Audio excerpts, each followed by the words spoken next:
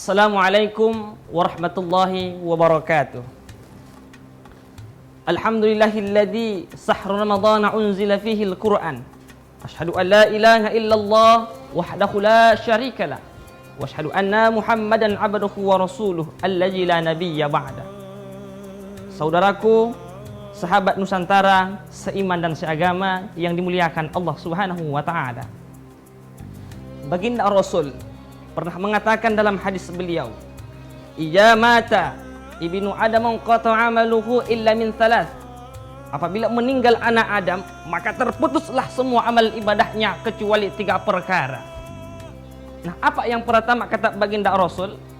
Yang pertama adalah sedekahul jariyah, sedekah yang bermanfaat.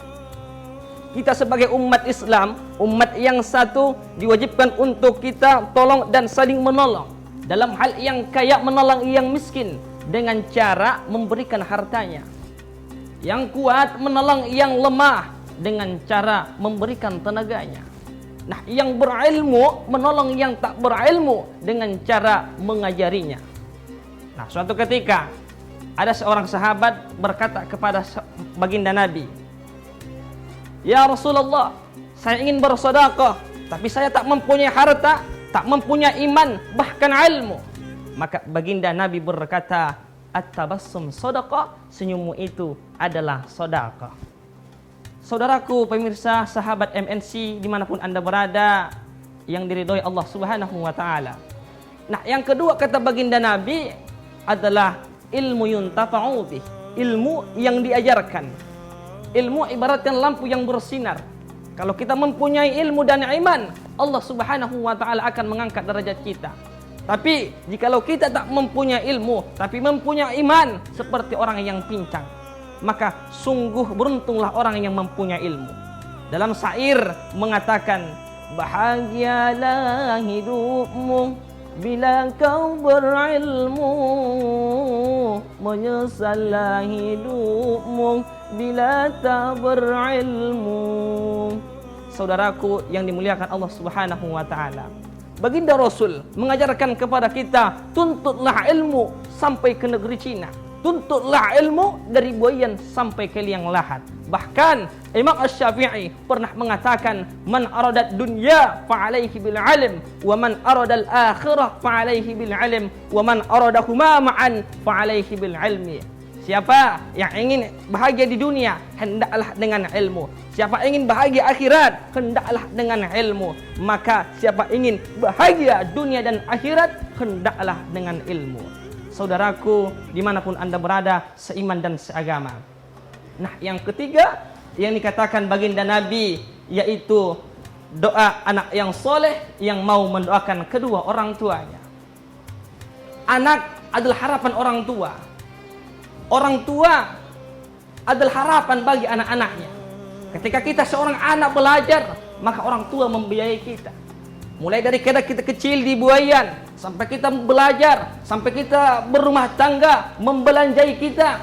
Karena kita dalam kehidupan seorang anak tak akan lepas dari bahasa seorang orang tua. Maka kata baginda Nabi, doa anak yang soleh yang mau mendoakan kedua orang tuanya. Kita doakan kedua orang tua kita, karena orang tua kita sangat berjasa dalam kehidupan kita.